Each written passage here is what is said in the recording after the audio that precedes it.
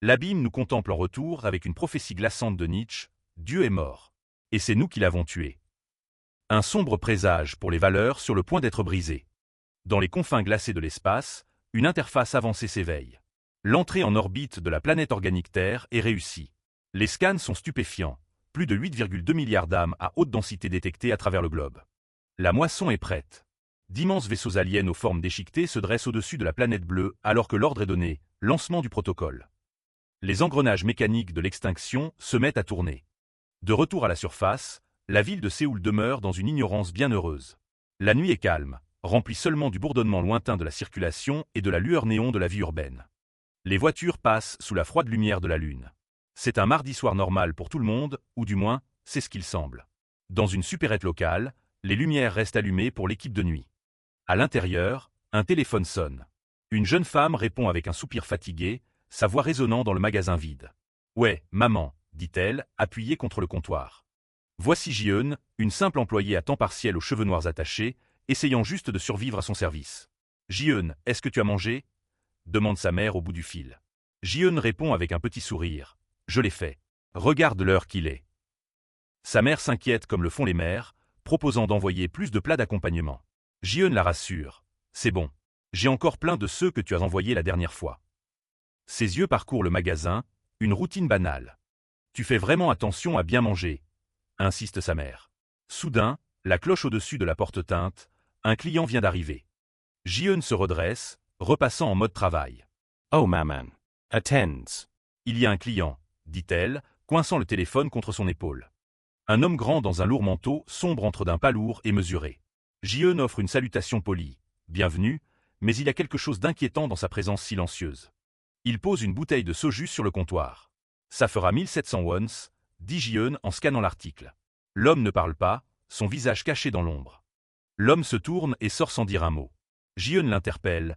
« Monsieur. Votre monnaie. » Mais il a déjà disparu dans la nuit. Elle regarde le comptoir. Au lieu d'un paiement correct, il a laissé derrière lui des billets de 1000 wons froissés. C'est quoi son problème à ce mec? Marmonne Ji-eun, sentant une pointe de malaise. Elle reprend le téléphone. Waze, maman. Basigriega. Ji-eun, c'est comme ça chez toi aussi? Demande sa mère, la voix tremblant légèrement. Ji-eun est confuse. De quoi tu parles? Regard dehors. Il y a tellement d'étoiles dans le ciel. Des étoiles? À Séoul? Aucune chance. Elle ne se souvient pas de la dernière fois qu'elle a vu une étoile à travers l'épais smog de la ville. Elle sort du magasin pour prouver à sa mère qu'elle a tort, serrant toujours son téléphone. Mais en levant les yeux, son souffle se coupe. Le ciel n'est plus sombre, il est rempli d'orbes violets luisants. Ouah, c'est réel, ça? Allait Ji-eun. Les lumières de la ville pâlissent en comparaison du battement rythmique et hypnotisant du ciel. On dirait une magnifique célébration cosmique. Mais la beauté se transforme rapidement en une vibration obsédante. Ji-eun? C'est un peu bizarre ici. La voix de sa mère grésille au téléphone. Les lumières violettes commencent à bourdonner, un son qui vibre jusque dans les os de tous ceux qui regardent. Tout le monde dans la rue s'est arrêté. Il lève les yeux avec un mélange d'émerveillement et de terreur grandissante alors que le ciel saigne du violet. Ji-eun? Tu m'entends? Demande sa mère, mais Ji-eun ne peut que fixer le ciel en silence. Pom. Pom. Son cœur commence à s'emballer. L'air devient lourd. Les pupilles de Ji-eun se dilatent alors que la réalisation la frappe, ce n'est pas un phénomène naturel. Les étoiles descendent. Pom. Pom. La pression dans sa poitrine devient insupportable. C'est quoi ça? Murmure Ji-eun, sa voix à peine audible par-dessus le bourdonnement croissant. La lueur violette s'intensifie, projetant de longues ombres étranges sur le trottoir. La mort est arrivée, et elle est magnifique. Puis, les étoiles tombent. Pas comme des étoiles filantes, mais comme des faisceaux concentrés d'énergie pure et destructrice. Une pluie de lasers violets éclate du ciel, déchirant les bâtiments et la chair sans distinction. Les cris de la ville sont noyés par le rugissement du protocole Stardust. Les cieux s'enflamment alors que les orbes pulsants se transforment en lances d'énergie létale. Dans cette dernière microseconde figée, l'éclat violet se reflète dans les yeux de Ji-eun. Il n'y a pas le temps de courir, pas le temps de crier. La grande moisson est arrivée. Un pilier de lumière s'écrase sur le trottoir, projetant Ji-eun en arrière alors que la chaleur brûlante transperce sa poitrine. Son téléphone s'envole avec fracas, la voix frénétique de sa mère appelant encore dans un monde qui se fait systématiquement nettoyer. En un battement de cœur, la population mondiale est effacée, ne laissant que l'efficacité clinique de la faim. Le massacre est clinique et absolu. Des faisceaux de lumière violette pleuvent, transperçant les corps humains avec une facilité terrifiante.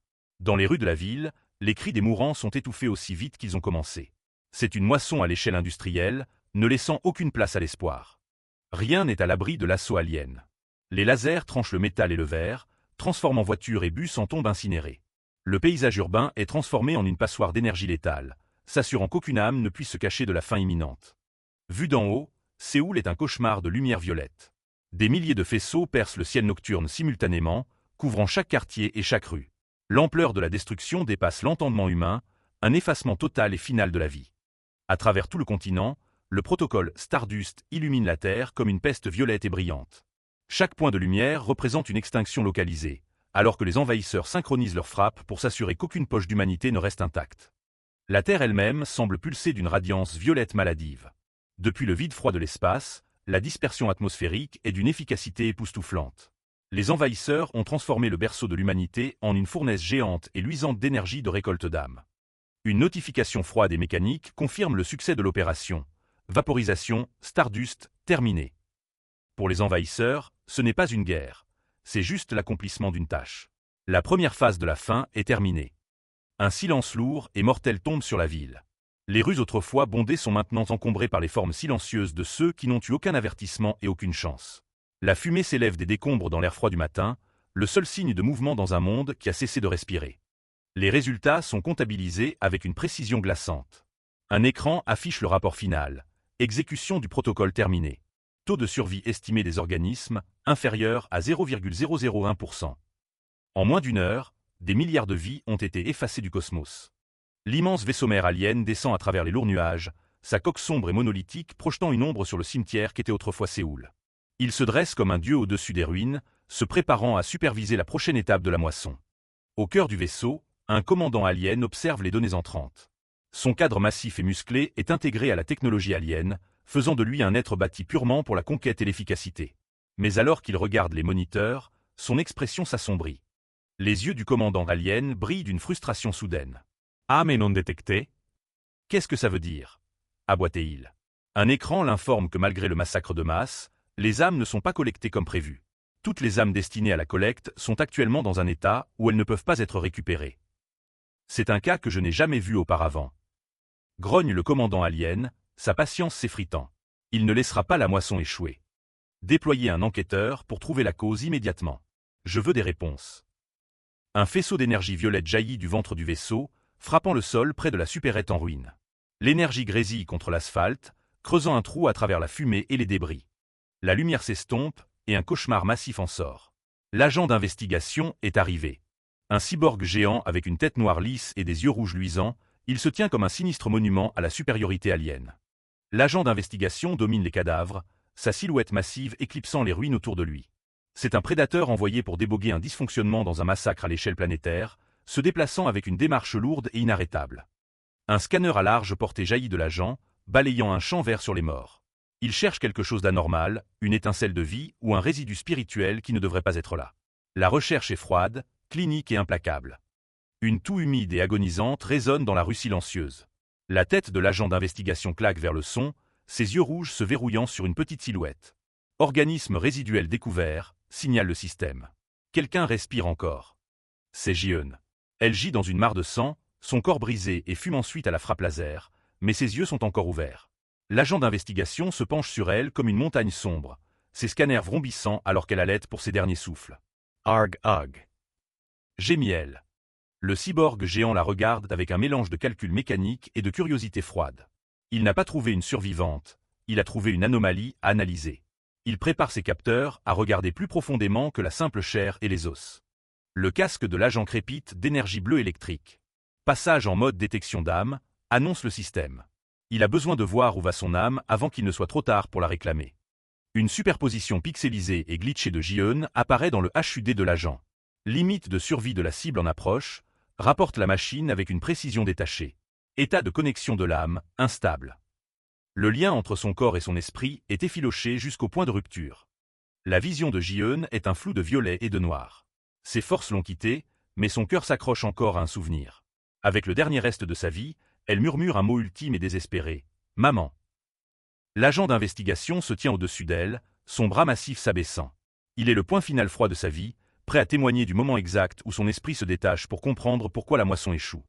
La lumière dans les yeux de Ji-eun s'éteint finalement dans les ténèbres. Elimination de la cible terminée. Suivi de la progression de l'annihilation de l'âme, note le système avec une froideur mécanique. Mais alors que son cœur s'arrête, son esprit ne disparaît pas simplement ni ne succombe à l'emprise des envahisseurs. Au lieu de cela, il entame un changement mystérieux et lumineux qui défie toute logique alienne.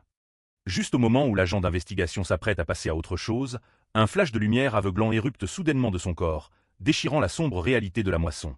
L'esprit mécanique du géant cale sous la surprise. Alors qu'il voit l'âme se libérer, s'embarquant pour un voyage vers une dimension bien au-delà de sa portée. Le monde physique s'efface alors que l'âme de Ji-eun, brillant d'une lumière douce et éthérée, commence à flotter vers le haut. Elle s'éloigne de son corps brisé, échappant aux griffes des envahisseurs aliens qui cherchaient à la récolter. C'est un phénomène qu'il n'avait pas anticipé. L'agent d'investigation regarde dans un silence stupéfait la traînée lumineuse de son esprit filer vers le ciel, perçant les nuages sombres. Un immense faisceau de lumière connecte le royaume mortel à quelque chose de bien plus profond, laissant le prédateur mécanique derrière lui. Le casque numérique de l'agent d'investigation clignote de données alors qu'il analyse l'anomalie. L'âme a bougé, rapporte le système. Il scannait les signatures énergétiques laissées derrière, concluant avec une logique mécanique froide, transfert dimensionnel suspecté. Cherchant un point d'ancrage pour traquer l'âme, l'agent d'investigation tend sa massive main à 3 doigts. Il ramasse le smartphone de Ji-eun, qui gît toujours dans la mare de sang, une petite relique de sa vie humaine. L'écran est fissuré, affichant un appel en cours étiqueté « Maman ». L'agent d'investigation force une connexion, son système siphonnant les données à travers l'appareil. De l'énergie statique et des glitches pulsent du téléphone alors qu'il devient un portail pour son protocole de traçage.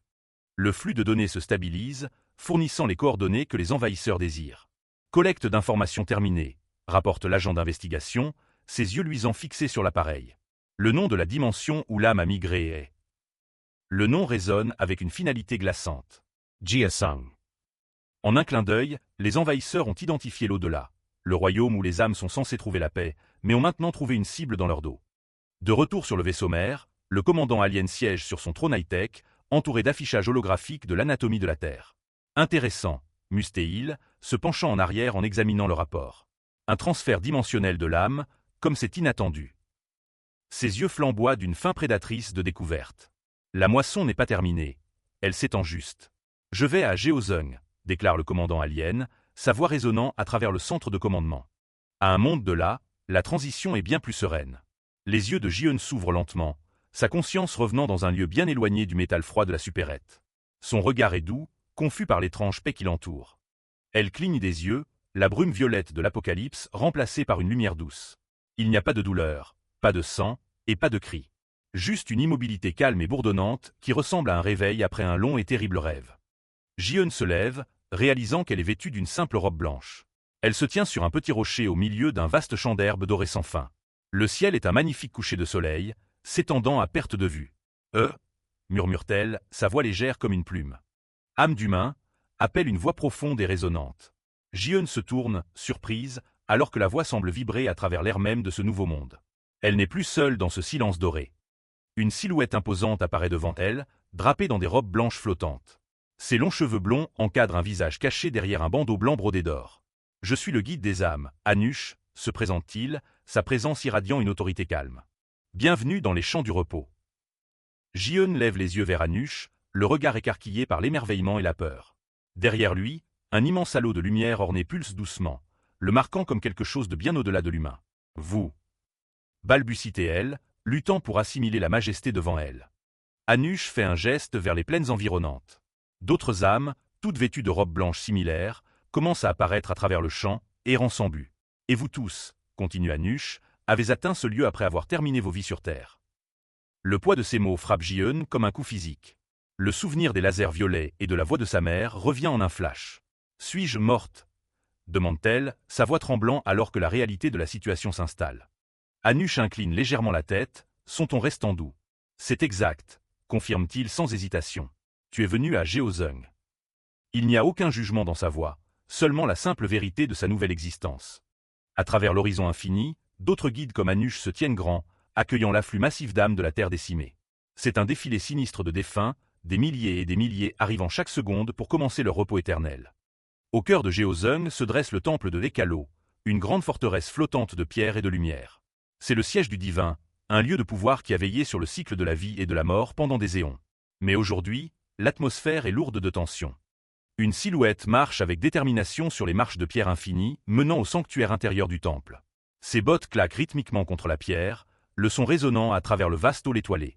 C'est un guerrier en mission, portant des nouvelles qui pourraient briser le monde. Michael, l'archange de la puissance, atteint le sommet et s'agenouille devant une radiance aveuglante. Il est vêtu d'une armure noire et or, son expression sombre. « Ô Dieu Tout-Puissant », appelle Michael, sa voix remplie d'un mélange de révérence et de désespoir. Il se tient devant la lumière informe des brillantes qu'est Dieu. La présence est écrasante, une force qui ancre la dimension entière. Michael incline la tête, attendant que la présence divine le reconnaisse au milieu de la tragédie qui se déroule. Une résonance divine remplit le temple alors que la lumière informe de Dieu reconnaît enfin la présence de l'ange.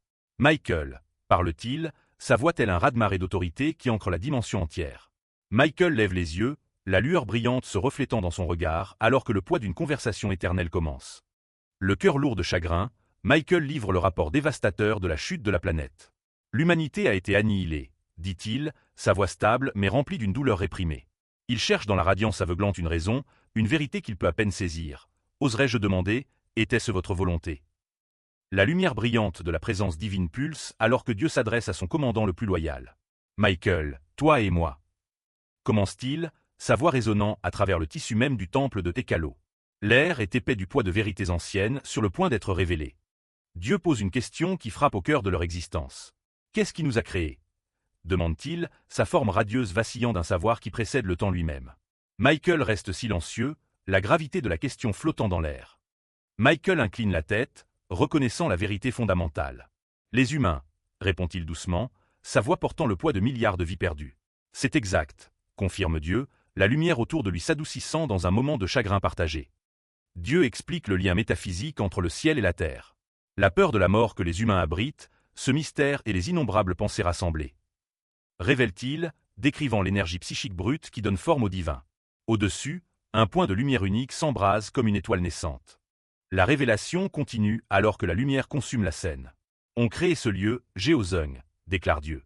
L'au-delà n'est pas juste une destination, mais une construction née de la conscience collective de l'humanité. Un sanctuaire bâti à partir de leurs espoirs et peurs les plus profonds. Dieu révèle les enjeux existentiels de l'invasion alien. Détruire les humains, c'est me détruire moi-même, explique-t-il, sa silhouette brillant d'une intensité crue. Comment pourrais-je possiblement détruire mon propre être? La survie des dieux est désormais inextricablement liée à la survie de l'espèce qu'ils se contentaient autrefois de surveiller. Michael est touché par la logique divine, s'incline en bas dans un geste de profond respect. J'ai posé une question stupide. S'il vous plaît, pardonnez-moi, dit-il, son armure cliquetant alors qu'il s'abaisse vers le sol du temple. Le poids de son doute est remplacé par une nouvelle et terrible compréhension. Dieu regarde au loin, sa présence projetant de longues ombres à travers le sanctuaire. Ce désastre provient d'une entité inconnue hors de portée de ma main, prévient-il, sa voix devenant froide. Et peut-être, ce n'est que le début. Les envahisseurs ne sont pas de ce monde, ni de cet ordre spirituel. L'implication des mots de Dieu laisse Michael stupéfait. Cela veut dire. Commence-t-il, son esprit s'emballant pour saisir l'échelle d'une menace que même le Créateur ne peut facilement atteindre. La lumière ambrée de ses yeux reflète l'incertitude du conflit à venir. L'ordre de Dieu est absolu, tranchant à travers l'hésitation de Michael. Michael, je vais te confier une mission, imprégnée de ma volonté, déclare-t-il. Le temps des questions est révolu, le temps de l'action est arrivé. La lumière s'embrase une dernière fois, scellant le mandat divin. À l'extérieur du sanctuaire intérieur, d'autres êtres célestes attendent dans l'ombre des colonnes massives du temple. Où est l'archange Michael? Demande l'un d'eux, la voix feutrée par l'anxiété. Il est encore en conversation avec Dieu, répond un autre, regardant vers la source de la radiance divine. Un bel ange aux longs cheveux blonds flottants et à l'expression élégante et mélancolique observe. Raphaël, l'ange de la bienveillance, observe la scène le cœur lourd. Voir que même Michael a perdu son calme. Il semble que ce n'était pas l'intention de Dieu, note-t-elle, ses boucles d'oreilles dorées accrochant la lumière du temple. Gabriel, l'ange du courage, se tient grand dans son armure matelassée blanche et massive. Son visage est un masque de détermination sombre. Si ce n'était pas la volonté de Dieu, alors qui sur terre a causé une telle calamité? Demande-t-il, ses yeux blancs brillant d'une fureur froide et vertueuse. Et comment? Le bruit de talons claquants résonne dans le hall alors qu'un autre archange s'approche du groupe. Ce doit être un ennemi extérieur, déclare-t-elle calmement, sa voix portant une certitude glaçante. La menace ne vient pas de leur royaume, mais des confins froids de l'inconnu. Uriel, l'ange de la sagesse, rejoint ses pairs. Elle a de longs cheveux noirs et un voile couvrant ses yeux, avec des marques de larmes noires coulant sur ses joues comme un chagrin éternel. Je peux sentir l'énergie d'un être puissant venant de l'extérieur de la Terre, ajoute-t-elle, sa perspicacité tranchant à travers la confusion. La main de Gabriel se serre alors que sa colère déborde. Massacrer l'humanité sans la permission de Dieu. Gronde-t-il, sa carrure imposante projetant une longue ombre. Ils doivent être jugés immédiatement. Nous ne pouvons permettre qu'une telle profanation reste impunie. Michael émerge de la lumière divine, sa présence se découpant contre la brillance. Les autres archanges se tournent vers lui, sentant le poids de la mission qu'il porte désormais. Avant le jugement, il y a quelque chose que nous devons faire d'abord, annonce Michael, sa voix résonnant d'un but renouvelé. Les archanges se mettent au garde à vous alors que Michael livre son commandement. Michael, reconnaît Gabriel, prêt pour l'ordre. Envoyez les principautés dans le monde mortel immédiatement, ordonne Michael, ses yeux brillants de la résolution d'un général. Raphaël et Uriel écoutent attentivement, leurs expressions se durcissant alors qu'elles se préparent pour la tâche sans précédent à venir. L'armée du ciel se met en mouvement, et la première guerre depuis une éternité est sur le point de commencer. Le regard de Michael est stable alors qu'il définit leur objectif principal. Nous devons trouver et protéger les humains qui sont encore en vie, déclare-t-il. Le but n'est plus seulement la vengeance, mais la préservation de la source même de leur être. De retour dans les champs dorés de l'au-delà, une mère d'âme vêtue de blanc erre sous le coucher de soleil éternel. La voix douce d'Anush porte à travers les plaines, offrant un confort vide. Reposez en paix, âme. Vos souvenirs et émotions ont tous disparu. Promet-il. Jiun regarde avec un regard vide et creux. La vie vibrante qu'elle vivait autrefois est en train d'être effacée, ne laissant qu'une ardoise vierge dans son sillage. Le monde qu'elle a laissé derrière elle devient déjà une ombre lointaine et s'estompant. Anush continue le rituel de l'oubli, son visage bandé tourné vers les masses. Tristesse, colère, peur, tout type de douleur. Entonne-t-il, ces mots agissant comme un anesthésiant spirituel pour les trillions de cœurs traumatisés. N'existeront plus, conclut Anush, sa voix un baume apaisant pour les milliards d'âmes brisées. Elles se tiennent dans une tranquillité parfaite et étrange, leurs identités humaines se dissolvant dans la lumière dorée de l'au-delà. Ici, la paix s'achète au prix de la perte totale de soi. Les vastes plaines infinies de Géozung s'étendent dans un déploiement d'ordre divin alors qu'Anush veille sur ses nouveaux protégés avec un regard aveugle et silencieux. Personne ne dérangera votre repos ici, jure-t-il, sa promesse d'immobilité éternelle flottant dans l'air, quelques instants avant que le sanctuaire qu'il garde ne soit brisé par une force d'un autre monde. Anush continue son sermon de silence, ignorant que le sanctuaire qu'il garde a déjà été compromis. Alors écoutez ma voix, entonne-t-il, sa présence une encre calme pour les perdus, et restez dans la quiétude. Pendant un bref instant, il semble que la paix sera vraiment éternelle. Un bruit de crissement mécanique aigu, kirik, déchire le calme doré. La tête de Jiun claque sur le côté, ses yeux écarquillés alors que le son vibre à travers sa forme spectrale. C'est un bruit qui ne devrait pas exister dans ce royaume, un son de métal grinçant contre le tissu même de la réalité. Jiun regarde autour d'elle, paniquée, ses cheveux courts fouettés par un vent soudain et non naturel. Les autres âmes restent hébétées, mais elle se souvient. Elle se souvient de ce son à la supérette. Elle se souvient de la fin du monde. C'est quoi ça? Murmure-t-elle, sa paix brisée en un instant. Au-dessus des champs dorés, le ciel commence à se déformer et à se plier. Un tourbillon brillant d'énergie blanche et violette érupte, spirulant vers l'extérieur comme si une main invisible perçait un trou à travers les cieux. Le crissement mécanique s'intensifie, grandissant en un rugissement assourdissant qui noie la voix d'Anush. La faille s'étend, saignant une énergie sombre et chaotique dans le coucher de soleil serein de Géozung. La réalité elle-même est pelée comme du vieux papier, révélant un vide technologique froid derrière le rideau divin. Les envahisseurs sont arrivés, et ils n'ont pas frappé avant d'entrer. Une ombre massive des sombres tombe sur la mer d'âme, plongeant les champs dorés dans un crépuscule artificiel. Jiun et les autres lèvent les yeux, leur regard vide remplacé par une peur primitive et instinctive. Le prédateur mécanique auquel ils ont échappé sur Terre les a traqués jusqu'à la fin de toute chose. La coque monolithique du vaisseau-mère alien émerge de la faille, ses bords déchiquetés se découpant contre les nuages violets. Il descend avec un poids terrifiant, ses propulseurs luisants brûlant l'atmosphère spirituelle. L'ampleur de l'intrusion est absolue. Le vaisseau domine l'au-delà, un dieu mécanique envahissant le royaume des esprits. Sa présence massive est une déclaration de guerre contre la mort elle-même. La sérénité de Géozung a disparu, remplacée par la vibration bourdonnante de la machinerie alien. Anush tourne son regard bandé vers le vaisseau menaçant, son expression de sérénité calme enfin remplacée par un air de choc sinistre. Une notification clignote à travers le vide, confirmant l'impossible, transfert dimensionnel terminé. La barrière entre les vivants et les morts a été brisée. Jiun fixe le cauchemar qui descend, ses yeux reflétant la froide lumière violette du vaisseau-mère. Le système délivre son décret final et glaçant, début de l'invasion de l'au-delà. La moisson n'est pas terminée, Elle les a simplement suivis jusqu'à la maison. La guerre pour l'âme de l'humanité commence maintenant. Le chapitre commence avec le bruit lourd de pas résonnants dans un grand espace désolé. Ce sont les pas de se charger du devoir ultime. Un groupe de silhouettes mystérieuses, vêtues de capuches blanches ornées, marche à l'unisson. Le narrateur réfléchit sur la sombre réalité. En raison de l'invasion alien, les survivants humains ne sont qu'une poignée. Ce groupe est identifié comme les 12 principautés, les protecteurs divins de l'ordre. Mené le groupe, une silhouette regarde vers l'architecture circulaire imposante qui atteint les cieux. Ils déclarent leur mandat divin. Nous, les principautés, selon le commandement de l'archange Michael. Nous sommes présentés à Zadkiel, le chef des 12 principautés. Avec des cheveux blonds ondulés et un masque noir marqué d'une croix d'or, ses yeux bleus perçants brûlent de détermination alors qu'il termine son serment. Les protégeront. Zadkiel s'approche du centre d'une plateforme mystique connue sous le nom de l'échelle de Jacob, le passage sacré reliant l'au-delà de Géozung et le monde vivant d'Izung. Des loups gardiens, enveloppés de flammes spirituelles, sont assis vigilants autour du portail. Les loups de feu se tiennent grands, leur corps vacillant d'une énergie intense. Ils sont les sentinelles anciennes du seuil, attendant l'ordre de relier les mondes. Se tenant devant les bêtes massives, Zadkiel invoque son autorité. « Loup qui gardez l'échelle », proclame-t-il, les 12 principautés vous l'ordonnent. Avec un regard résolu, Zadkiel livre son ordre final aux gardiens. Ouvrez le passage descendant vers le monde d'en bas. Les loups gardiens rejettent la tête en arrière et laissent échapper un hurlement spirituel. Des orbes d'énergie bleue commencent à se manifester, pulsant avec la puissance requise pour déchirer les dimensions. Un immense pilier de lumière blanche érupte du centre de la plateforme.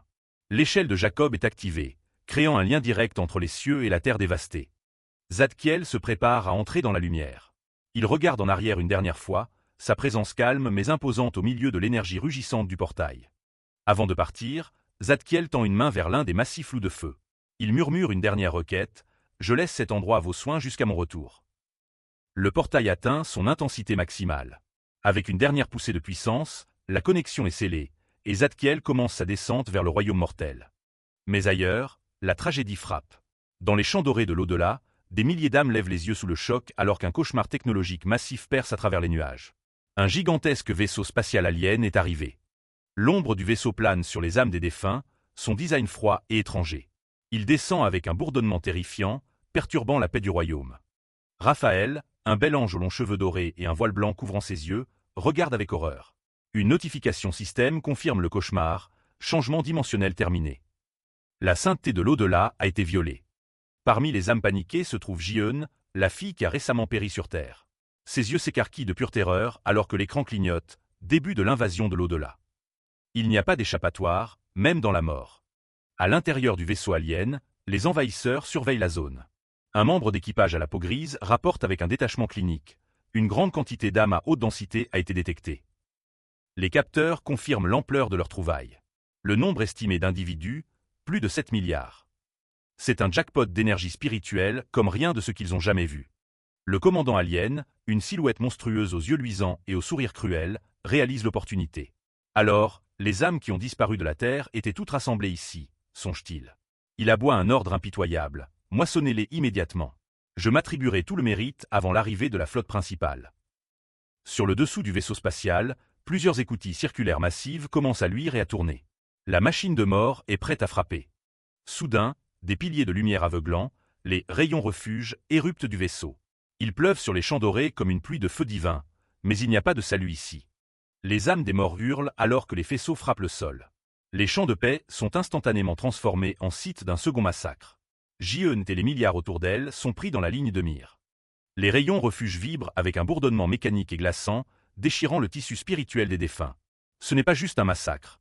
C'est une extraction systématique, brisant des milliards d'âmes pour être aspirées dans le ventre froid et métallique de l'engin au-dessus.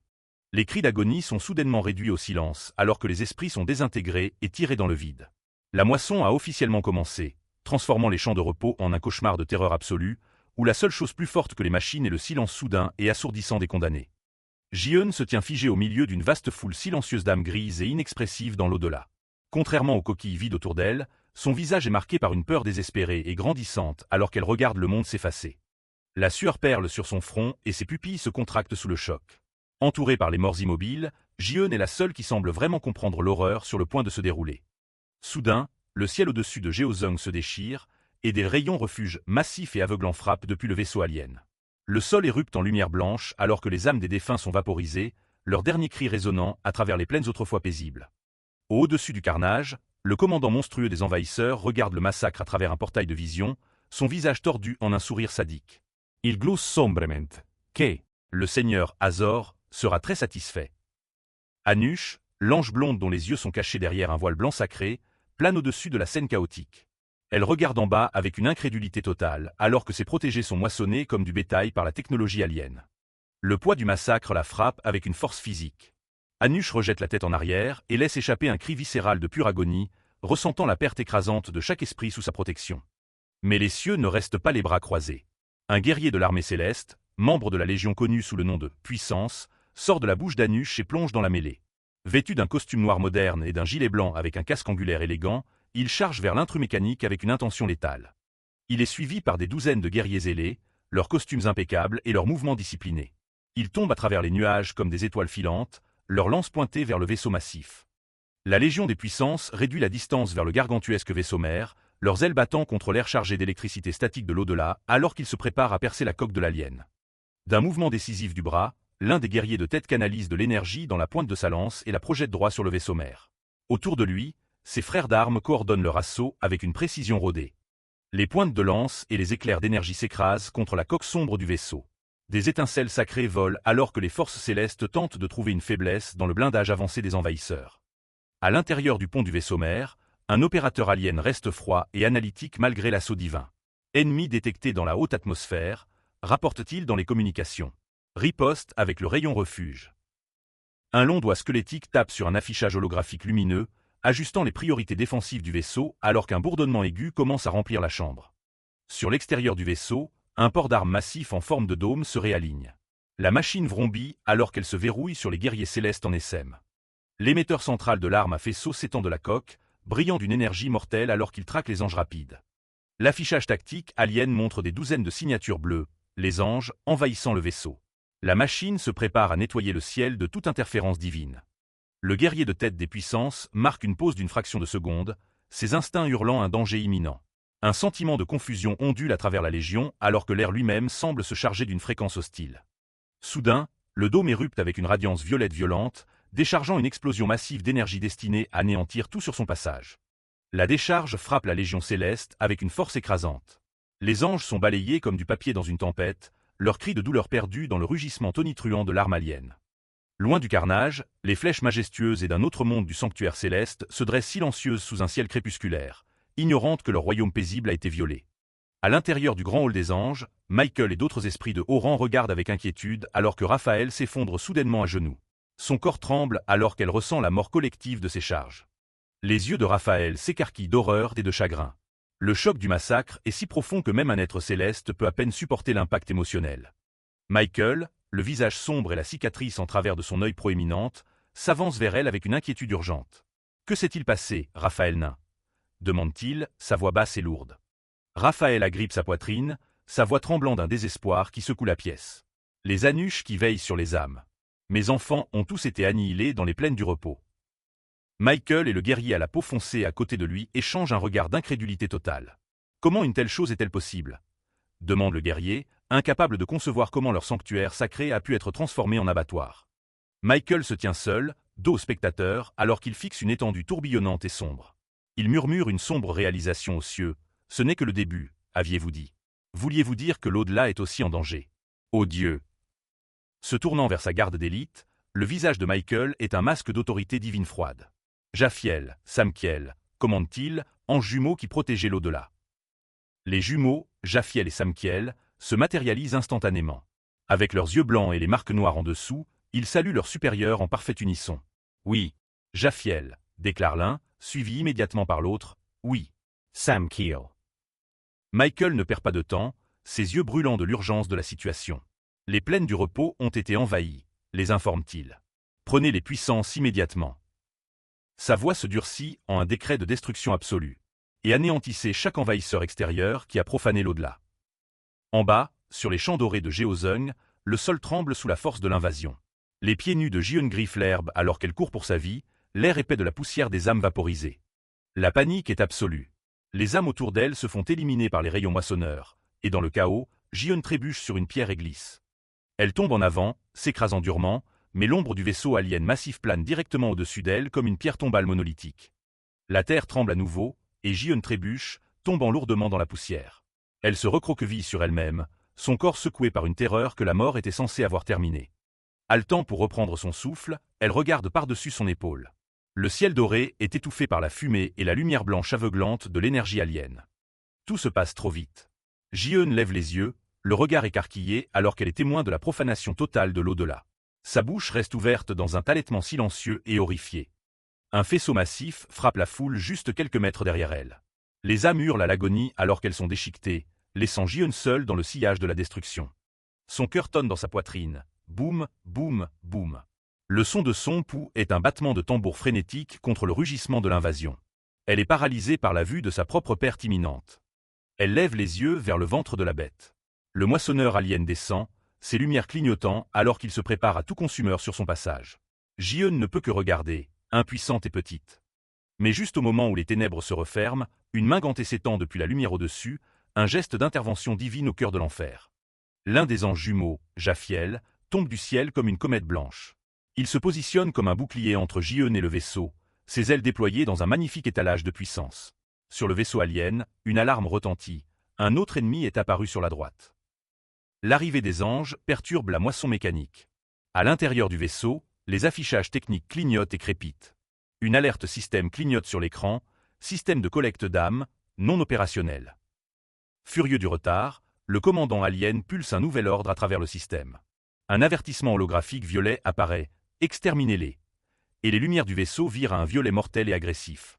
Le vaisseau déchaîne un barrage implacable de tirs laser. Le ciel de l'au-delà érupte en une tempête violente d'énergie alors que les envahisseurs ciblent les défenseurs ailés. À l'intérieur du pont, un membre d'équipage se tourne vers son supérieur dans un état d'agitation croissante. « Kurel nain !» crie-t-il, pointant vers l'affichage tactique. Le rapport est stupéfiant. L'attaque du rayon refuge ne fonctionne pas. Dehors, l'ange jumeau se tient défiant, son bouclier massif brillant d'une radiance divine alors qu'il bloque l'énergie létale de l'alien avec aisance. Le commandant alien, une brute massive à la peau grise et aux dents déchiquetées, grogne devant l'échec tactique. Il abat sa main, aboyant un nouvel ordre, passer au tir concentré. L'émetteur principal du vaisseau commence à geindre alors qu'il aspire une puissance immense. Une énergie rose maladive coalesce au centre, focalisant tout son potentiel destructeur en un seul point fin comme une aiguille. Les anges jumeaux ne reculent pas. Samkiel et ses guerriers pointent leurs lances sacrées, leur visage froid et concentré alors que le ciel vire à une teinte violente de violet derrière eux. Le souffle concentré fait feu, secouant les fondations même de l'au-delà. Il balaie droit à travers un ange se tenant à côté de Samkiel. Tout ce qui reste à voir sont des fragments brisés et noircis. La confrontation s'intensifie alors qu'un immense pilier d'énergie violette descend du vaisseau alien.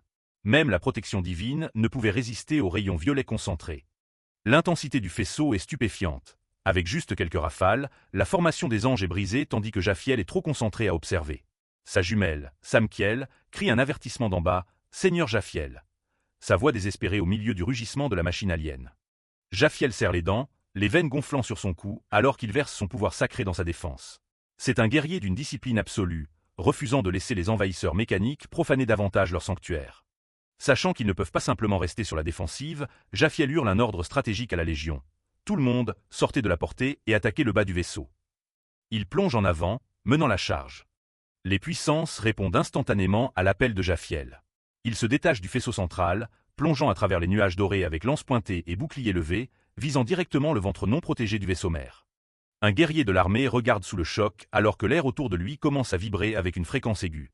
Il sent le vaisseau alien se recalibrer pour une frappe plus large. Le dessous du vaisseau mère pulse d'une lumière malveillante. Chaque pore sur la coque du vaisseau commence à luire, chargeant pour une salve multicible dévastatrice. Un barrage implacable de tirs laser érupte du vaisseau, traçant des motifs violets mortels à travers le ciel. Les envahisseurs tentent d'écarter les anges comme des insectes avec une grêle de lumière. L'un des guerriers divins est pris dans le tir croisé létal. L'ange grogne de douleur intense, son visage illuminé par la lueur violette et dure de l'énergie qui l'a transpercé. Keuk allait-il, luttant pour rester conscient. Une explosion massive secoue l'air alors que les énergies sacrées et aliens entrent en collision. L'impact crée une onde de choc aveuglante qui brise les nuages dorés et envoie des débris voler dans toutes les directions. L'ange terrifié pensait être mort à coup sûr à cause du faisceau concentré. Mais quand il a ouvert les yeux, il a été stupéfait de trouver. Le faisceau moissonneur principal a recentré toute sa puissance sur Japhiel. Il était presque perdu dans l'éclat aveuglant du souffle. Jaffiel lui avait sauvé la vie. Ému par le sacrifice, il s'écria « Jaffiel nain !» Derrière son bouclier déformé, le calme de Jaffiel glisse enfin. Il lutte contre la pression écrasante, un grognement sourd s'échappant de ses lèvres. Keuk. La chaleur de l'énergie alien est presque plus que ce que même lui peut supporter. À l'intérieur du vaisseau mère, le commandant alien regarde le relevé tactique avec une satisfaction froide. Il voit le guerrier céleste lutter et aboie un ordre impitoyable, augmenter la puissance du vaisseau. L'équipage alien redirigeait toute la puissance du vaisseau vers l'émetteur principal. Le vaisseau enfle en un torrent d'enfer violet, noyant la lumière dorée de Géozung alors qu'il tente de désintégrer l'ange une fois pour toutes. Jaffiel est repoussé encore plus loin, son armure étincelant alors que le bouclier commence à vibrer violemment. Keuk, gémit-il, sentant le bouclier proche de son point de rupture sous la haine concentrée des envahisseurs. Ses yeux flamboient d'une lumière désespérée et sainte. Jaffiel laisse échapper un rugissement de défi qui secoue l'air, versant chaque once de son esprit restant dans la défense. QA, hurle-t-il, refusant de céder. La collision de puissance est si intense que le ciel lui-même semble se fracturer. Jaffiel se tient seul contre la marée, un unique point de lumière inébranlable contre l'ombre envahissante du moissonneur. À l'intérieur du pont, un membre d'équipage cyborg se tourne vers son commandant sous le choc. « Que s'est-il passé » demande-t-il, ses doigts volant sur la console holographique. Le rayon refuge est. Sa voix s'éteint alors que les capteurs rapportent une anomalie soudaine. Les envahisseurs réalisent trop tard que Jaffiel ne fait pas que bloquer l'énergie, il aide Samkiel à l'aspirer. Une sphère de lumière intense et concentrée commence à se former entre les mains de Samkiel, absorbant la puissance de l'alien. Samkiel tient bon, son visage illuminé par la brillance de la sphère. Elle transforme la technologie même destinée à moissonner les âmes de son peuple en armes, la retournant en une force divine. La voix du technicien alien tremble alors qu'il rapporte le désastre tactique au commandant, il semble avoir été absorbé dans leur arme. Le faisceau moissonneur nourrit maintenant l'ennemi. Jaffiel regarde par-dessus son épaule, sa force presque épuisée, mais ses yeux brillants de triomphe. « Es-tu prête, Samkiel » demande-t-il entre ses dents serrées. Le regard de Samkiel est inébranlable alors qu'elle finalise la conversion de l'énergie alien. « Suffisamment » répond-elle, l'air autour de ses mains se distordant sous la pression pure. Avec un cri tonitruant, Samkiel relâche l'énergie rassemblée vers le vaisseau mère. « Ouah » hurle-t-elle alors que le faisceau violet inverse sa course, frappant les envahisseurs avec la pleine puissance de leur propre pouvoir volé. Le ciel brûle alors que le torrent létal fonce vers le pont du vaisseau, ne laissant aux envahisseurs aucun temps pour réagir. De retour à l'intérieur du vaisseau mère alien, le commandant regarde avec une incrédulité totale l'énergie inversée inonder son propre vaisseau. Ses yeux luisants s'écarquillent de terreur alors qu'il réalise l'ampleur de son erreur. « C'est » marmonne-t-il, sa voix tremblant alors que le vaisseau commence à gémir sous la pression divine. Une explosion blanche massive et aveuglante érupte de l'intérieur de l'engin alien. L'énergie sainte que Samkiel a rassemblée et renvoyée a transformé la propre arme des envahisseurs en leur perte, brisant les émetteurs primaires du vaisseau de l'intérieur. La coque du vaisseau mère se fracture, incapable de contenir la montée de puissance.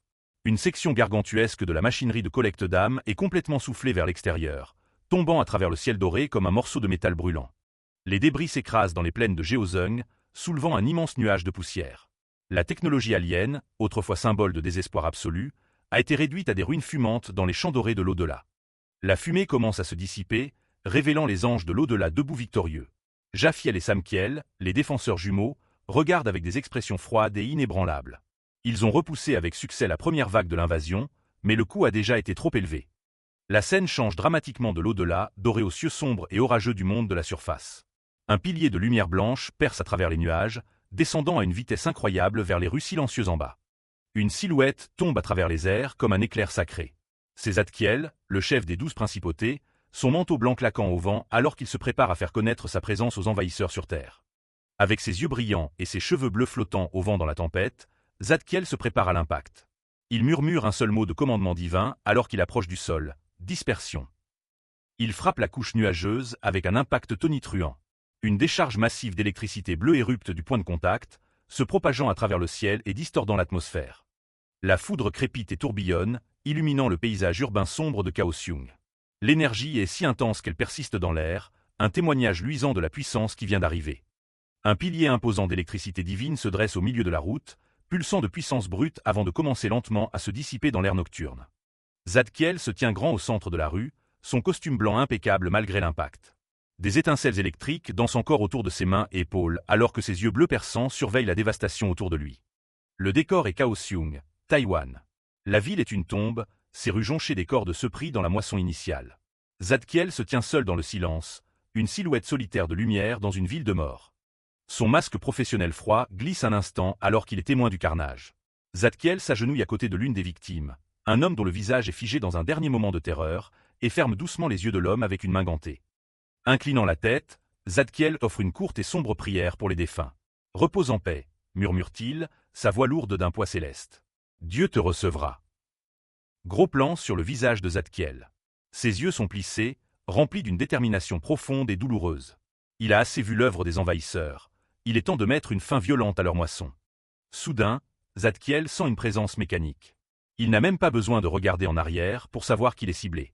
Une lueur de puissance divine traverse son visage alors qu'il se prépare à frapper. Un robot moissonneur alien massif et bipède se dresse derrière lui, son noyau central brillant d'une lumière violette létale. Il domine l'ange, ses griffes mécaniques prêtes à ajouter Zadkiel à sa collection. Le regard de Zadkiel reste fixe et calme. Il ne montre pas la moindre trace de peur alors que la machine se prépare à tirer son rayon principal à quelques mètres de là. D'un mouvement brusque et soudain du bras, Zadkiel invoque un éclair des cieux. La décharge frappe le robot alien directement à travers son processeur central, court-circuitant ses systèmes en un instant. Zadkiel glisse hors du chemin avec une grâce fluide et sans effort. Il bouge à la vitesse de la pensée, laissant une traînée d'étincelles derrière lui alors que le robot moissonneur commence à s'effondrer. Le robot moissonneur érupte en une explosion violente, la rue illuminée par le feu orange et les arcs électriques bleus. La machine est instantanément réduite à un tas de ferraille. Regardant d'en haut, la fumée de l'explosion s'enroule à travers les ruelles. Se tenant là un moment à regarder les flammes, il laisse échapper un murmure confus. « C'est quoi ce bordel ?» Alors que Zadkiel se tient au milieu des ruines du moissonneur, un autre robot plonge du ciel, visant un coup écrasant directement sur sa tête. La vraie guerre pour la Terre et l'au-delà ne fait que commencer. Dans les rues en ruine de Séoul, Zadkiel se tient au milieu des débris alors qu'un immense agent d'investigation tombe du ciel, son poids mécanique secouant la fondation même de la ville.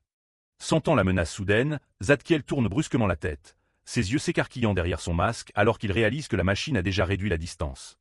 Le titan robotique s'élance avec une vitesse terrifiante, sa main griffue massive s'étendant pour écraser Zadkiel avant même qu'il ne puisse dégainer une arme.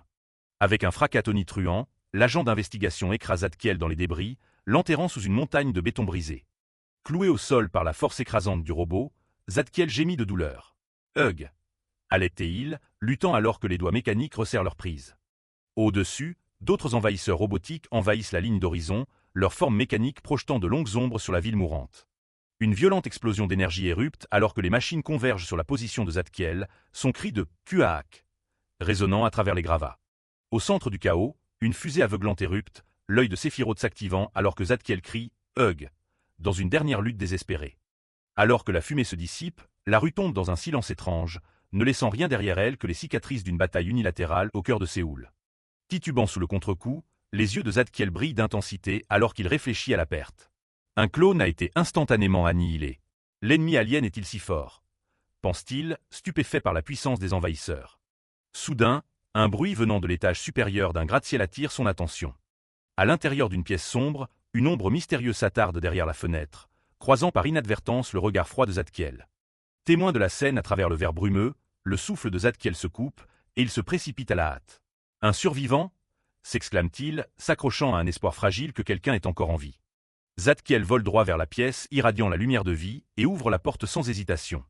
L'ange reste figé sous le choc alors qu'un robot d'investigation, son noyau d'énergie brillant d'un violet profond et menaçant, s'élance pour l'attaquer.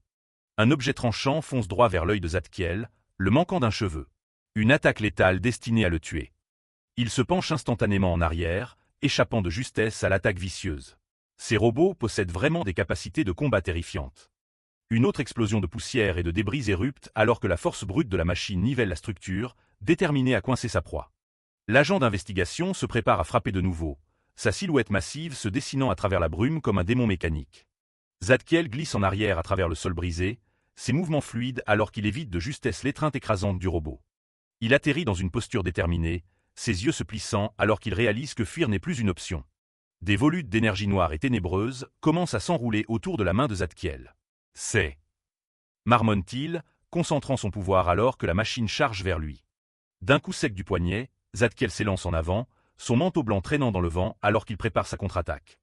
Des pointes déchiquetées d'énergie sombre éruptent de la paume de Zadkiel, tranchant l'air avec un sifflement aigu alors qu'elle se dirige vers le titan mécanique. Les manifestations ténébreuses s'enroulent et déferlent, piégeant l'agent d'investigation dans une toile d'autorité sombre alors que Zadkiel se prépare pour un coup final et dévastateur. Zadkiel balance son bras avec une force violente, un torrent d'énergie noire ténébreuse éruptant de ses doigts pour découper l'agent d'investigation comme s'il était fait de papier. L'un des envahisseurs mécaniques tient sa position, son œil unique pulsant d'une teinte violette dangereuse alors qu'il se prépare à déchaîner un souffle d'énergie concentrée. Avec une explosion de vitesse spirituelle, Zadkiel zippe à travers la ligne ennemie, ses frappes ne laissant rien que du métal coupé et des étincelles dans son sillage alors qu'il déchire les robots. Une explosion massive secoue la rue, un pilier de fumée et de feu s'élevant dans le ciel nocturne alors que la force du combat nivelle la zone environnante. Au milieu de la poussière qui retombe, Zadkiel atterrit accroupi, son masque noir et son costume blanc tranchant contre le pavé brûlé alors qu'il reste en alerte maximale. Soudain, Zadkiel sent une présence derrière lui. Il tourne brusquement la tête, ses yeux s'écarquillant d'alarme alors qu'il détecte une nouvelle menace approchant à travers les ténèbres. Deux autres agents d'investigation émergent des ombres, leur forme mécanique bourdonnant d'une intention létale alors qu'ils verrouillent leur capteur sur l'enquêteur. Le cœur de Zadkiel sombre alors qu'il réalise qu'il est encerclé. « Quoi ? Il y en a encore !» s'exclame-t-il, sa voix serrée par le choc alors que les renforts ennemis arrivent. Soudain, la tête coupée de l'agent d'investigation au sol tire un faisceau violet brûlant, déclenchant une explosion au milieu d'une pluie d'étincelles. Zadkiel tord son corps, esquivant le coup fatal d'un cheveu. « Argue !» crie-t-il, échappant de justesse à la frappe vicieuse. Le faisceau d'énergie dévastateur traverse la ligne d'horizon de la ville, sa puissance si immense qu'elle illumine les tours en ruine de Séoul d'une lueur violette obsédante. Le faisceau frôle la tête de Zadkiel, la chaleur intense brûle en l'air. « Argue !» grogne-t-il, son corps se tendant alors qu'il tente désespérément de manœuvrer à travers le tir croisé létal. Plus d'envahisseurs mécaniques mettent leurs noyaux sous tension, leurs yeux brillant à l'unisson alors qu'ils se préparent à saturer la zone avec leurs rayons violets mortels. Zadkiel se tient au centre d'une zone de mort, de multiples faisceaux violets convergeant sur sa position alors que les envahisseurs déchaînent tout leur potentiel destructeur. Un faisceau concentré frappe Zadkiel directement d'en haut, le clouant au sol et submergeant ses défenses spirituelles avec une énergie cinétique pure. Ignorant la chaleur brûlante, Zadkiel s'élance en avant, son costume blanc déchiqueté et roussi alors qu'il cherche désespérément un moyen de réduire la distance. Les agents d'investigation tirent à nouveau à l'unisson, leur énergie combinée formant un mur de mort violette qui ne laisse aucune place pour s'échapper. Une explosion massive de lumière violette oblitère la zone, une fusée aveuglante qui signifie la puissance écrasante du protocole de moisson alien. L'onde de choc ondule à travers les ruines, déchiquetant pierre et acier sans distinction alors que les envahisseurs mécaniques continuent leur bombardement implacable. Soudain, Zadkiel disparaît, glissant hors de la portée de suivi des rayons laser. Puis, en un éclair, il apparaît derrière la tête d'un agent d'investigation, alors que la machine tirait encore implacablement son laser. Zadkiel riposte avec une frappe désespérée, sa main brillant d'énergie ténébreuse alors qu'il fracasse la poitrine blindée du robot, envoyant voler des éclats de métal. La bête mécanique s'effondre en un tas d'étincelles alors que Zadkiel se tient victorieusement au-dessus de ses restes, pourtant sa tête continue de tirer des faisceaux mortels, comme si elle était programmée uniquement pour cette tâche. Les yeux bleus de Zadkiel flamboient d'une lumière intense et surnaturelle, son pouvoir spirituel déferlant alors qu'il pousse sa forme physique à sa limite absolue. Zadkiel agrippe la tête de l'agent d'investigation et la balance avec force, gravant une traînée laser violette profonde à travers l'air alors qu'il dirige le faisceau vers les côtés restants. Une onde de choc violette dévastatrice érupte du point d'impact alors que Zadkiel tranche à travers les rangs de métal, son autorité spirituelle s'entrechoquant violemment avec la technologie alien dans une explosion finale. Des explosions violettes éruptent à travers le sol alors que Zadkiel se tient au milieu des ruines de la bataille féroce, la tête de robot dans sa main continuant de tirer des faisceaux brûlants sans arrêt, comme s'il n'y avait pas de lendemain. Zadkiel expire brusquement, la sueur perlant sur son front alors qu'il réfléchit à l'évasion étroite. C'était dangereux. Admet-il, sa voix basse et tendue. Sans la mémoire du clone, j'aurais été pris au dépourvu. Il jette l'œil mécanique dans un coin. Carbonisé et brisé par la bataille, il roule à travers le pavé fissuré avec un bruit sourd et métallique.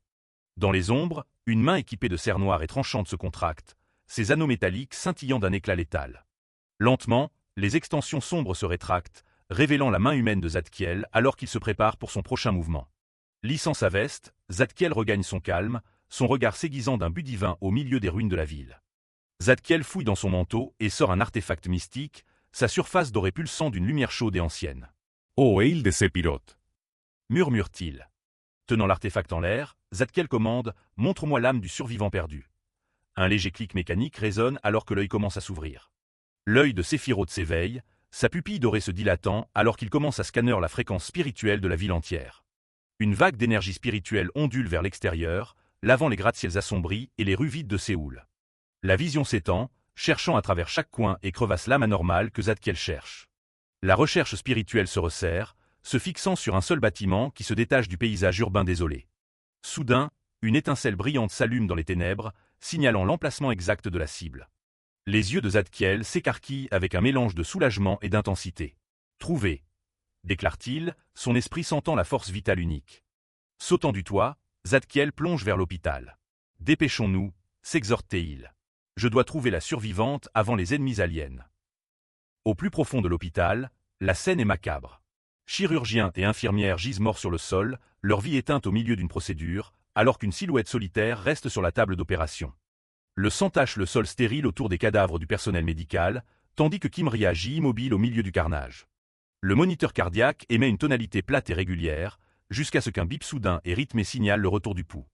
Sous son masque à oxygène, les yeux de Kimria restent fermés, sa respiration est superficielle et saccadée dans le lourd silence. Soudain, Kimria halète et se redresse, le moniteur cardiaque s'affolant alors qu'elle lutte pour reprendre conscience. Tremblante, elle lève la main et arrache le masque à oxygène de son visage, sa main secouée de spasmes alors qu'elle observe son environnement. Kimria regarde autour de la pièce faiblement éclairée avec une expression hébétée. « Cet endroit est... » murmure-t-elle, sa voix à peine un chuchotement. La réalisation commence à poindre alors qu'elle fixe les murs froids et cliniques, ses pupilles se dilatant d'une terreur grandissante. Kimria hoquette d'horreur en apercevant les corps sans vie des médecins affalés contre l'équipement, leur sang s'accumulant sur le carrelage. « Ah !» s'étrangle-t-elle. Désespérée d'échapper à ce cauchemar, Kimria glisse de la table d'opération, ses jambes manquant de se dérober alors qu'elle commence à tituber vers la sortie. Kimria trébuche à travers la chambre d'hôpital tachée de sang, ses jambes tremblantes alors qu'elle passe devant le corps sans vie d'un chirurgien affalé contre l'équipement. Accablée par la puanteur du sang et le silence assourdissant de la mort, elle trébuche et s'écrase au sol avec un cri perçant. Kiak. Se relevant péniblement, Kimria regarde le médecin mort avec choc, son souffle se coupant alors qu'elle réalise l'ampleur du carnage. Son esprit hurle de terreur. S'appuyant contre le mur froid pour se soutenir, elle cherche de l'air, la sueur coulant sur son visage alors qu'elle essaie de forcer ses jambes à bouger. Top, top. Ses pas résonnent faiblement. Elle fixe un long couloir jonché de cadavres. Qu'est-ce qui s'est passé? Pense Kimria, l'esprit en ébullition. Pourquoi tout le monde est mort? Ah, aidez-moi. Crie-t-elle dans le vide, la voix tremblante. Il y a quelqu'un? Mais seul le silence de ce service aux allures de morgue lui répond. Repérant le panneau de sortie à travers la brume de sa panique, une petite lueur d'espoir s'allume. La sortie. Halète-t-elle, concentrant toutes ses forces restantes sur la porte. S'armant de courage, elle fixe la sortie avec une intensité désespérée. Je dois d'abord sortir d'ici, pense-t-elle, son cœur martelant ses côtes. Elle essaie de courir vers la sortie, mais ses jambes faibles cèdent une fois de plus, et elle s'effondre sur le carrelage avec un lourd vlan. Arg. Gémit Kimria, ses forces déclinant alors que le poids de la situation écrase son esprit et que le sol froid sape sa résolution. Soudain, une ombre massive se dresse au-dessus d'elle, et l'air s'alourdit d'un bourdonnement mécanique qui lui donne la chair de poule. Frisson, elle ressent un froid de pure terreur.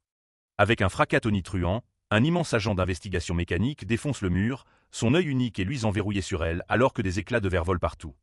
Halète-t-elle sous le choc. Paralysée par la peur, Kimria ne peut que fixer le titan robotique qui la domine, ses capteurs vrombissant alors qu'il analyse sa proie. Crac, des débris tombent autour d'elle. L'agent d'investigation identifie sa cible. Survivant détecté, déclare-t-il d'une voix froide et synthétique. Capture en cours. Bom bom. Il s'approche, projetant une ombre létale. Je dois courir. Pense Kimria, tout son corps tremblant alors qu'elle réalise que la machine est sur le point de la saisir. Mais mon corps, il ne bouge pas. Tremblement. Ses membres la trahissent. Juste au moment où le robot tend le bras, une bouteille de soju verte siffle dans l'air avec une vitesse surprenante, tournoyant vers la tête mécanique. La bouteille percute directement la tête du robot avec un « kang », net, éclatant en morceaux et perturbant momentanément ses capteurs. L'agent d'investigation marque une pause, ses capteurs momentanément confus alors qu'il émet un « bip » aigu. Depuis l'obscurité, une voix s'élève. « C'était toi, n'est-ce pas ?» Un homme grand aux longs cheveux noirs et au trench-coat gris en lambeaux, l'homme inconnu, émerge. Il a une allure robuste et indifférente, et se tient la poitrine là où se trouve un trou. « Celui qui a fait un trou dans mes fringues », grogne-t-il. L'agent d'investigation tourne son attention vers l'intrus, son noyau brillant. L'homme inconnu ne bronche pas, réponds-moi. Avant que je compte jusqu'à 3, exige-t-il. 1. Fouoche. Les yeux du robot clignotent. L'affichage interne du robot scintille en bleu alors qu'il scannait la nouvelle menace. Entité à haute densité d'âme détectée, calcule-t-il. Capture prioritaire. L'homme tient bon, irradiant une aura écrasante. 2. Continue l'homme inconnu, ses yeux froids et dangereux ignorant les scanners du robot, son ombre s'allongeant sur le carrelage taché de sang. L'agent d'investigation ignore son avertissement, son bras se transformant en une lame d'énergie bleue luisante alors qu'il s'élance. Les yeux rouges de la machine flamboient.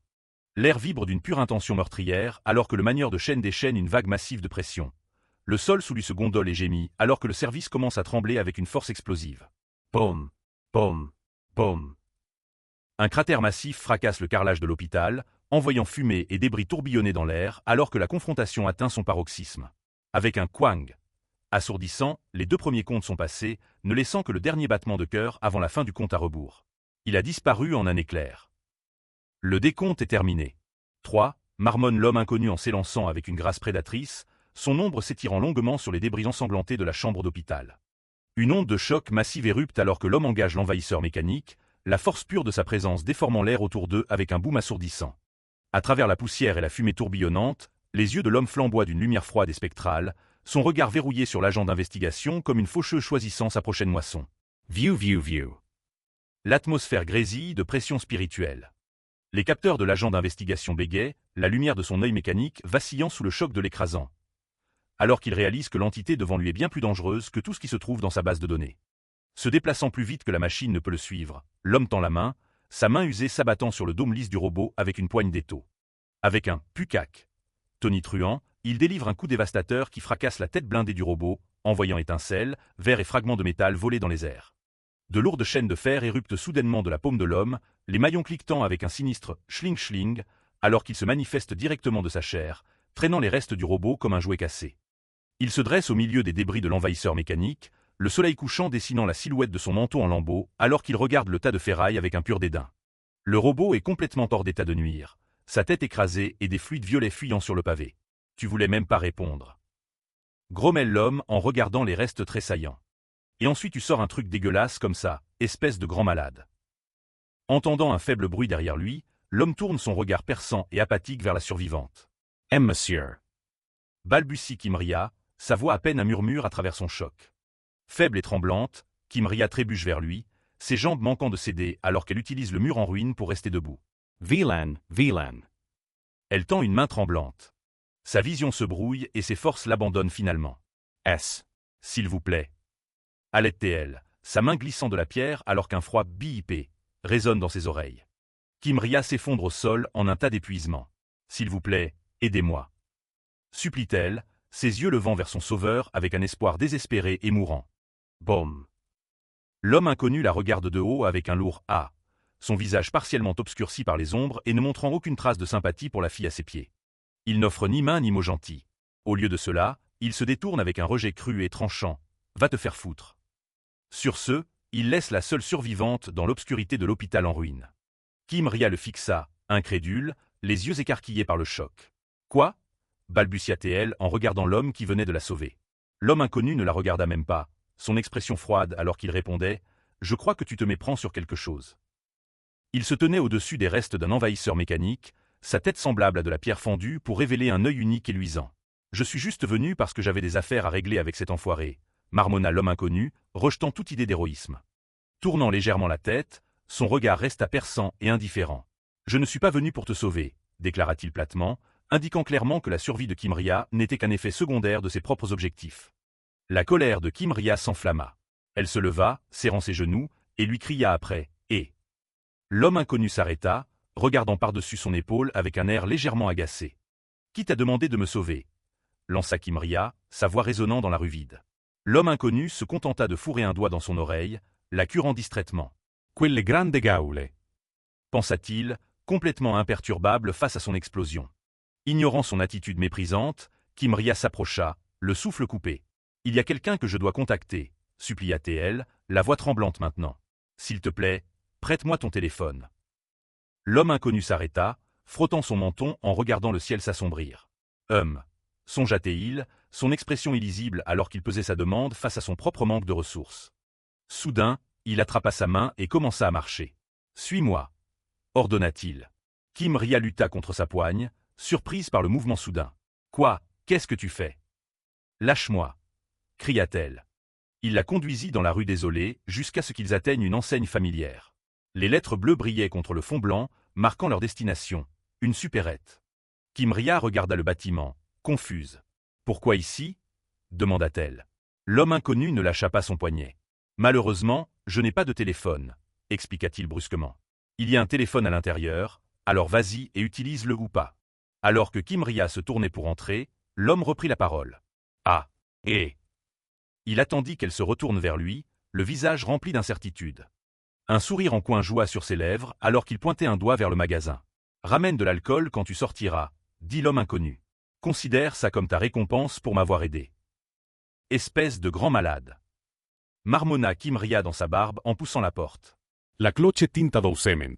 Dehors, l'homme inconnu se tenait au-dessus d'une immense mare de sang, une silhouette sombre contre la lumière du magasin. « Merci lança-t-il d'un ton moqueur. À l'intérieur du magasin, Kimria tendit la main vers le vieux téléphone fixe. Ses doigts tremblaient alors qu'elle appuyait sur les touches, les clics mécaniques résonnant dans le silence. La ligne commença à sonner, une tonalité longue et agonisante. Elle serra le combiné fermement, les yeux fixés sur le sol alors que la sonnerie continuait. Le magasin était étrangement calme, les étagères à moitié vides et ombragées. Chaque BIP était comme un coup de marteau sur son cœur. Les larmes montèrent aux yeux de Kimria, brouillant sa vision. « Mère supérieure, s'il vous plaît. » Chuchota-t-elle dans la ligne vide, la voix brisée par le désespoir. Elle priait pour que quelqu'un à l'orphelinat décroche, mais le silence à l'autre bout était assourdissant.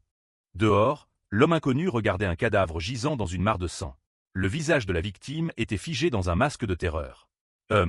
Fredonna-t-il, examinant le corps avec un intérêt clinique et détaché. Il se leva, regardant les autres corps éparpillés autour. Chacun d'entre eux a eu la poitrine ouverte, observa-t-il, sa main reposant près de sa propre poitrine. On dirait l'œuvre de ces aliens de tout à l'heure. L'homme inconnu inspecta le carnage, le carrelage taché de sang reflétant la faible lumière. Il semblait plus curieux des méthodes des envahisseurs que de la perte de vie, son expression restant stoïque et calculatrice. Il leva les yeux vers les bâtiments sombres dominant la rue. « Pourquoi faire ?» se demanda-t-il à voix haute, questionnant le motif derrière la moisson brutale d'âme des envahisseurs. Un petit éclat de lumière attira son regard haut dans le ciel, scintillant un instant avant de disparaître. « Ce ne sont pas mes affaires, mais… » commença-t-il à dire, son ennui étant remplacé par un sentiment soudain d'alerte. « Hein. » L'homme inconnu plissa les yeux, sentant un changement soudain dans l'atmosphère. Quelque chose arrivait, et c'était rapide. Soudain, une silhouette apparut juste devant lui. C'était Raphaël, ses yeux brillants d'une lumière bleue féroce, un masque noir dissimulant la moitié inférieure de son visage. La pression de sa présence pesait sur l'espace comme un millier de tonnes. Raphaël s'élance avec une vitesse aveuglante, sa forme se dissolvant en une traînée de lumière bleue brillante. L'homme aux chaînes a peine un instant pour se préparer avant que l'énergie spirituelle n'éclate à travers la rue. Pris au centre de l'explosion, l'homme inconnu serre les dents tandis que ses yeux se verrouillent sur l'attaquant masqué. « Quoi ?» grogne-t-il. « Tu es l'un d'eux aussi. » Zadkiel frappe avec une main griffue puissante, mais l'homme inconnu bloque le coup, l'énergie spirituelle éruptant entre eux alors qu'ils s'affrontent au milieu de la rue. Zadkiel regarde avec incrédulité, ses yeux luisants écarquillés derrière son masque. Bloquer une attaque dans un état sans garde. Pense-t-elle, stupéfaite par ses réflexes. L'homme inconnu sourit en coin, sa confiance irradiant alors qu'il rétorque « Pas un type ordinaire. » L'homme inconnu laissa échapper un grognement bas et menaçant, montrant les dents dans un sourire dangereux. « Et » cria-t-il, exigeant son attention. L'homme inconnu s'embrase d'une énergie spirituelle bleue alors qu'il enroule ses massives chaînes d'âme autour de ses avant-bras. « Je te demande, enfoiré, t'es quoi toi ?» exige-t-il, ses yeux brillant d'une lumière étrange et froide. Le regard de Zadkiel se fixe sur le métal luisant. « Attends. » Ces chaînes, seraient-elles? Allait-elle, la réalisation se faisant alors que l'arme spirituelle cliquait avec un son net. Avec un balancement brusque, l'homme inconnu lance sa chaîne droite sur Zadkiel, mais l'ange lève le bras juste à temps pour bloquer. L'impact force Zadkiel à déraper en arrière, laissant une faible traînée d'énergie bleue scintillante dans son sillage. Voyant son attaque bloquée, l'homme inconnu sourit avec amusement. « Oh !» Il laissa échapper un son de surprise, savourant clairement le frisson du combat. Zadkiel croisa les bras pour bloquer le coup. « Oh, tu l'as bloqué ?» se moqua l'homme inconnu, le ton arrogant alors qu'il testait les défenses de Raphaël. Les mouvements de l'homme inconnu sont un flou de noir et de gris. « Rapide !» pense Zadkiel, ses yeux s'efforçant de suivre son assaut implacable. Les combattants bondissent dans les airs, leur bataille s'intensifiant alors qu'ils échangent des coups à grande vitesse sur fond de bâtiments urbains désolés. L'œil de l'homme inconnu s'aiguise, concentrant son pouvoir spirituel dans son poing alors que les chaînes d'âme brillent d'une lumière intense et pulsante. Il frappe avec un mouvement de balayage, envoyant la lourde chaîne serpenter dans les airs vers Zadkiel avec un craquement métallique. La chaîne atteint sa cible, s'enroulant fermement autour de la cheville de Zadkiel et la piégeant en plein air. Ses yeux s'écarquillent de choc alors qu'elle est déséquilibrée. « MPH !» grogne l'homme inconnu, tirant sur la chaîne de toutes ses forces pour la ramener sur terre. Il abat son poing dans le sol, un impact puissant qui envoie des débris volés et fissure le pavé sous lui. Zadkiel est projeté dans les gravats, haletant de douleur. « Urg !» gémit elle alors que la poussière retombe autour de sa forme tombée. L'homme inconnu domine son adversaire, ses chaînes d'âme cliquetant encore alors qu'il regarde l'autre lutter pour reprendre pied. Il s'arrête, son expression changeant pour une véritable curiosité. « Hein ?» marmonne-t-il, sentant quelque chose d'inattendu chez l'être devant lui. Brisant le bref silence, Zadkiel cria soudainement « Es-tu un ange ?» L'homme inconnu sembla décontenancé, sa voix s'adoucissant légèrement alors qu'il demandait « Et, es-tu » Les deux croisent le regard dans une impasse tendue, chacun pesant la force de l'autre alors que le vent froid de l'apocalypse siffle à travers la rue vide. « Excusez-moi » appelle une voix faible et lasse. Les deux guerriers tournent la tête alors que Kimria émerge lentement du magasin. Kimria trébuche en avant, des larmes coulant sur son visage pâle. Personne ne répond au téléphone. Sanglote-t-elle, son monde s'effondrant autour d'elle alors qu'elle sert une seule bouteille d'alcool. Sa vision commence à tourner, les visages des deux étrangers devenant un flou vertigineux. « J'ai apporté l'alcool. » Parvient-elle à chuchoter avant que ses forces ne l'abandonnent finalement. Kimria s'effondre sur le pavé ensanglanté, sa main perdant sa prise sur la bouteille. « Mon alcool !» hurle l'homme inconnu, sa principale préoccupation étant la sécurité de sa boisson alors que Zadkiel regarde en silence. Alors que le monde de Kimria sombre dans le noir, la dernière chose qu'elle voit est la forme floue de l'ange masqué la regardant, ses yeux clignant lentement alors que les ténèbres prennent le dessus. Les yeux de Kimria s'ouvrent brusquement alors que le monde revient lentement au point. Raphaël se penche sur elle, son visage masqué à quelques centimètres alors qu'elle demande doucement « Es-tu consciente ?» Kimria se redresse d'un bond, son cœur martelant ses côtes. « Qui êtes-vous » exige-t-elle, la voix brisée par la peur. Zadkiel lève les mains dans un geste apaisant. « Ne t'inquiète pas. Je ne te ferai pas de mal », assure-t-elle à la fille tremblante.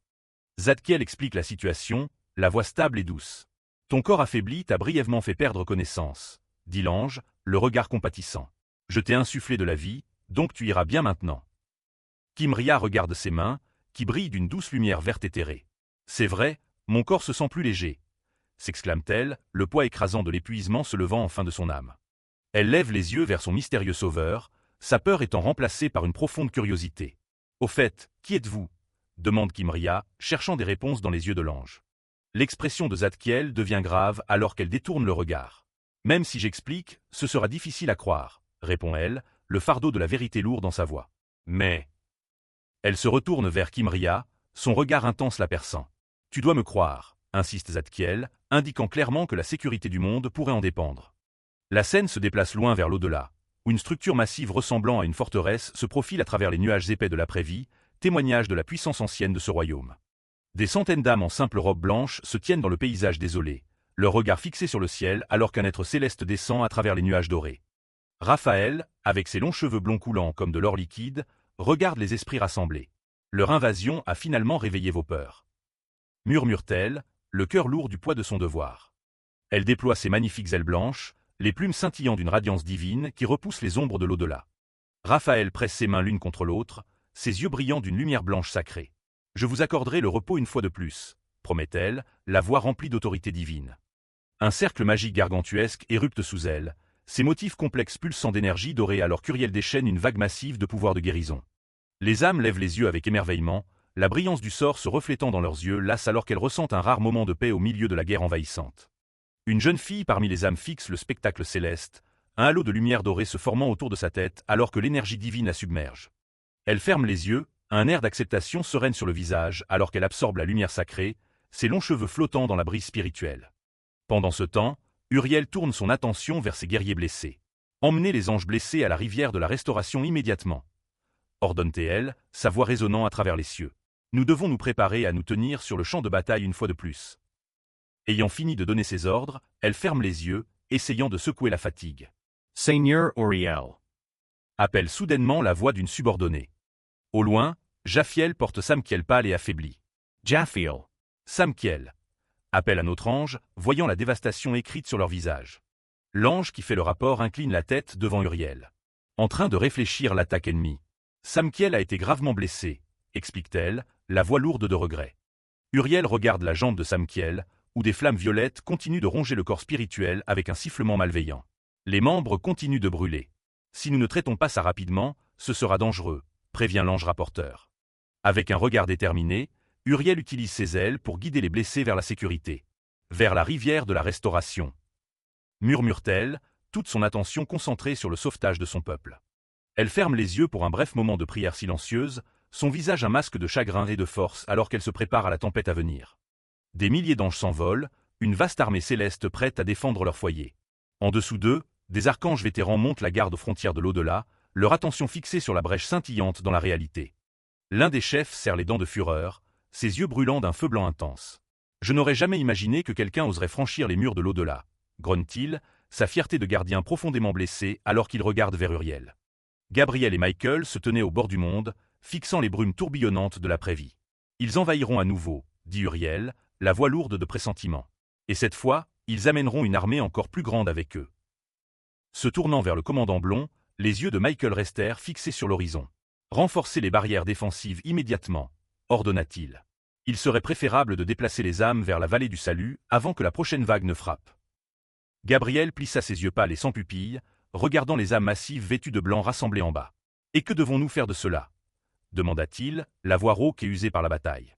Les âmes primitives et géantes marchaient lourdement dans la poussière, leurs pas lents et pesants résonnant contre les falaises rocheuses. Uriel et Michael les observaient depuis les hauteurs, une paire de gardiens célestes observant les vestiges des aliens. « Gardez les détenus pour le moment », répondit Michael, le regard froid et analytique.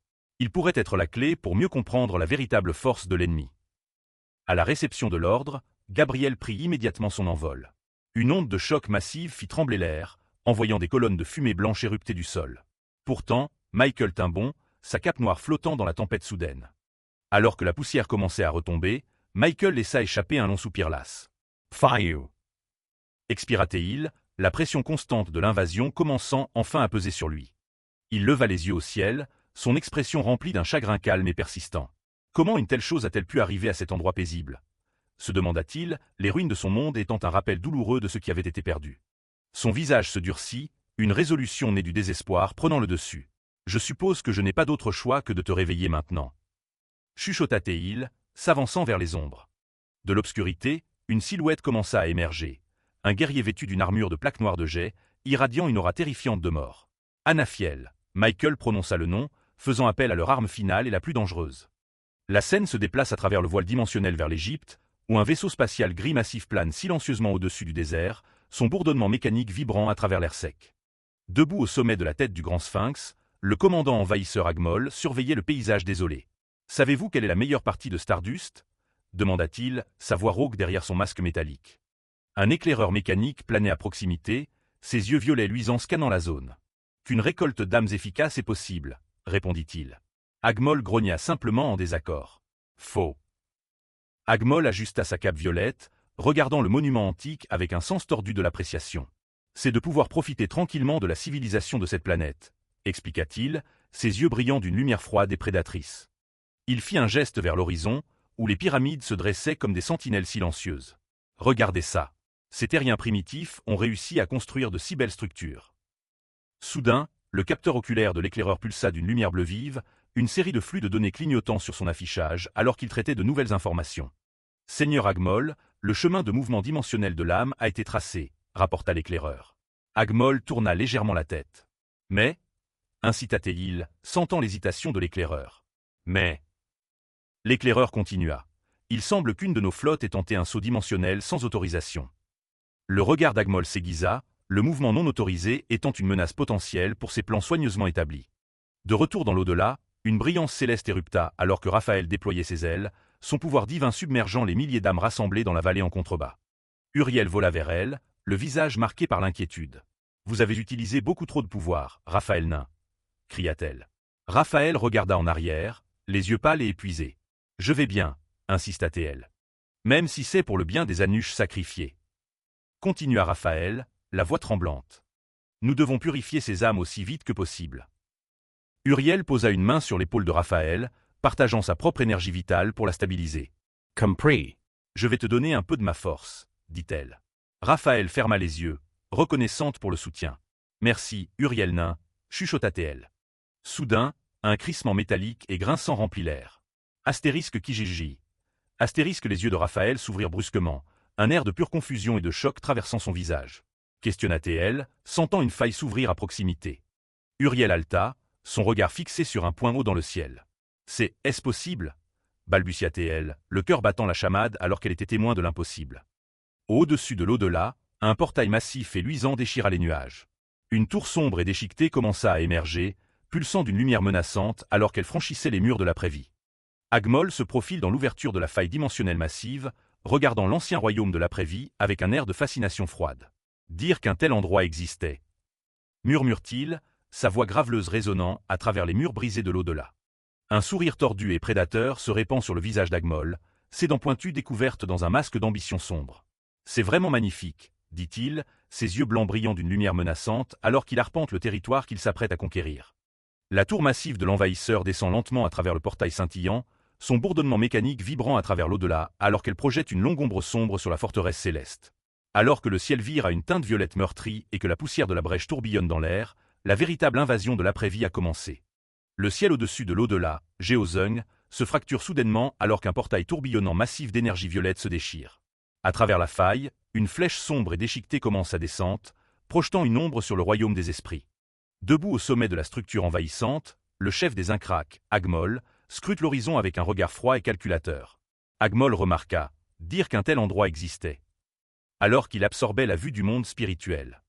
Un sourire sinistre et rocailleux se répand sur le visage d'Agmol, ses yeux blancs brillant d'avidité. Agmol chuchota.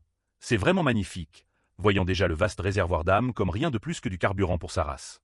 Alors que le gargantuesque navire de guerre touche le sol avec un rugissement tonitruant, envoyant des nuages de poussière s'élever dans les airs, les protecteurs locaux de l'au-delà regardent avec horreur. Une ange aux cheveux noirs avec des marques rituelles sur le visage hésita, se demandant « Pourquoi ces gens sont-ils, encore une fois ?» Alors que la menace ancienne revenait. À proximité, une autre ange aux cheveux blonds serrait ses mains de détresse, les yeux écarquillés par le choc. Elle se lamenta, les âmes avaient enfin trouvé le repos.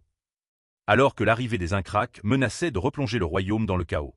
L'ange aux cheveux noirs essaya de maintenir l'ordre, disant à sa compagne « Continue ce que tu faisais ». Mais son attention se tourna rapidement vers le ciel, où une présence familière et écrasante descendait. L'ange blonde cria de soulagement « Michael nain ». S'avançant avec une autorité absolue, Michael, le haut ange, leva les yeux vers la flèche envahissante. Sa voix était calme mais portait le poids d'un dieu alors que Michael déclarait « Je vais m'en occuper ». Avec une explosion soudaine d'énergie divine, Michael déploya ses ailes blanches massives et radieuses, la force pure du mouvement dispersant des particules dorées dans l'air alors qu'il se préparait à affronter les intrus. Michael prit son envol, s'élevant directement vers le cœur du vaisseau Incrak, sa silhouette contrastant fortement avec le soleil couchant de l'au-delà. Sur le balcon du vaisseau, le calme d'Agmol vola en éclats en une fraction de seconde alors qu'il était témoin de la vitesse aveuglante de l'ange. Soudain, une voix résonna dans son esprit, le plongeant dans la panique. « Stop !» Michael s'arrêta en plein air, dominant le navire de guerre Incrak comme un jugement inéluctable. Michael proclama sévèrement. Aucune terre ne t'est permise, sa présence seule agissant comme un mur impénétrable.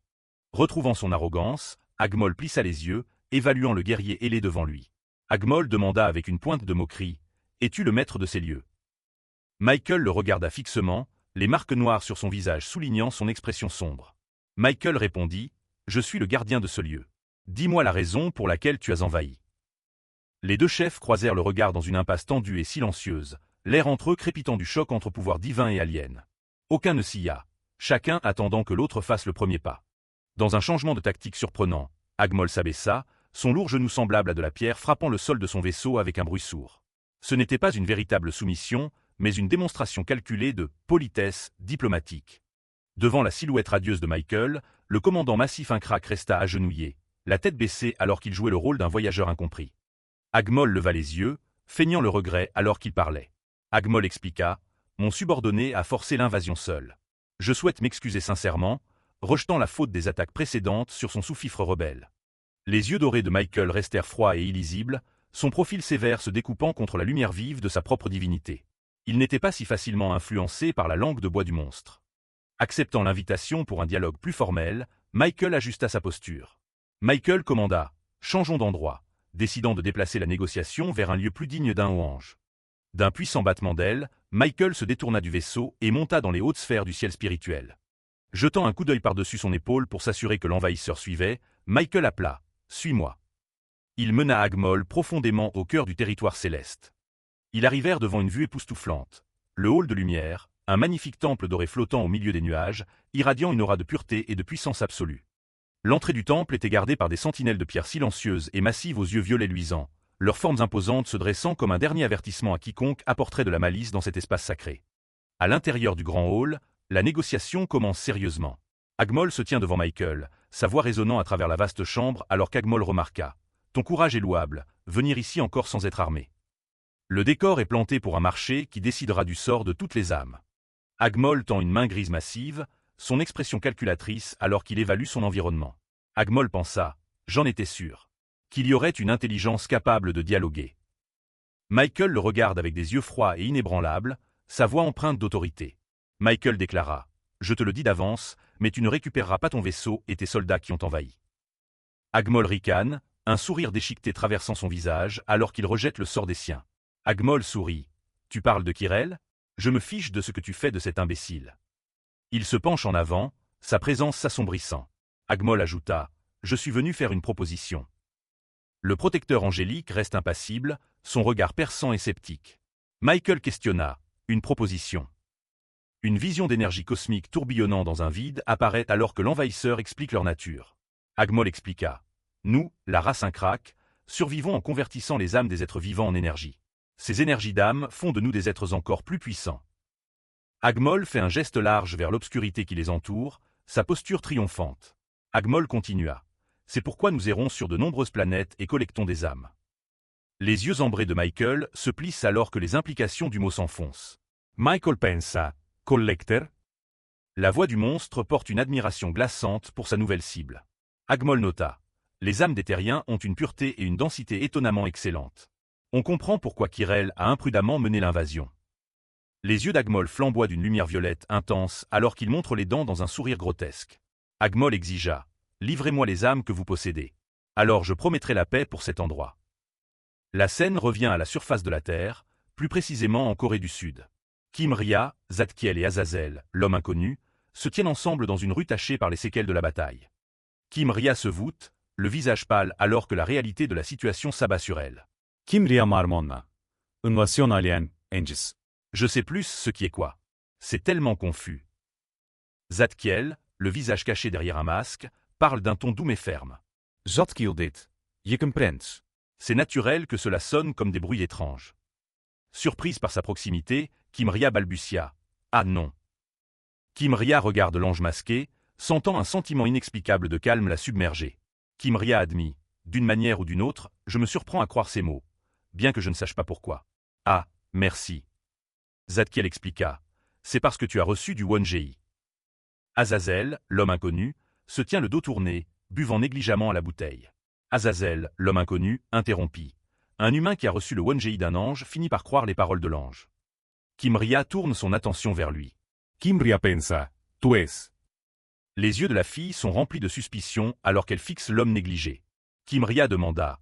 C'est quoi ton identité? Azazel, l'homme inconnu, regarde en arrière avec une expression ennuyée et paresseuse.